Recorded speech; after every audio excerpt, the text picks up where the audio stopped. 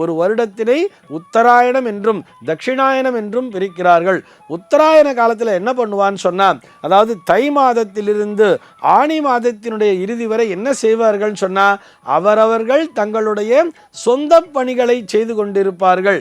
தாங்கள் சொந்தமாக தங்களுடைய வீட்டிலே ஒரு கல்யாணம், ஒரு கிரகப்பிரவேசம், ஒரு வீடு கட்டுறது, தங்களுக்காக சம்பாதித்துக் கொள்வது போன்ற விஷயங்களை எல்லாவற்றையும் உத்தராயண காலத்திலே செய்து வைப்பார்கள்.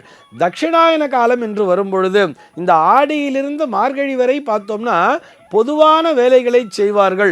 இந்த உலக நன்மையை வேண்டி செய்யப்படக்கூடிய அத்தனை விஷயங்களையும் இந்த தட்சிணாயன காலத்திலே செய்வார்கள். அதனுடைய துவக்கமாகத்தான் இந்த நாளானது பார்க்கப்படுகிறது. அந்தணர்களை பொறுத்தவரை அவர்கள் என்ன பண்ணணும்னு சொன்னால், இந்த உலக நன்மையை வேண்டி அவர்கள் அந்த வேதம் ஓதுதல் அப்படிங்கிற ஒரு விஷயத்தை தொடர்ந்து செய்து கொண்டே இருக்க வேண்டும். யாகாதி கிரியைகளை தொடர்ந்து செய்து கொண்டே இருக்க வேண்டும். பூஜை புனஸ்காரங்களை தொடர்ந்து செய்து கொண்டே இருக்க வேண்டும். யாருக்காக? உலக நன்மையை வேண்டி அப்படின்னு சொன்னா, ஆக இந்த உலக நன்மையை வேண்டி அவர்கள் செய்யக்கூடிய விஷயமாக வேதாரம்பம் அப்படிங்கிறதே இந்த ஆவணியை விட்ட நாளிலே கொடுத்திருப்பார்கள். இது போக இதே நாளிலே பஞ்சாங்கத்தில் பார்த்தீங்கன்னா சர்ப்பபலி ஆரம்பம் அப்படின்னு கொடுத்திருப்பார்.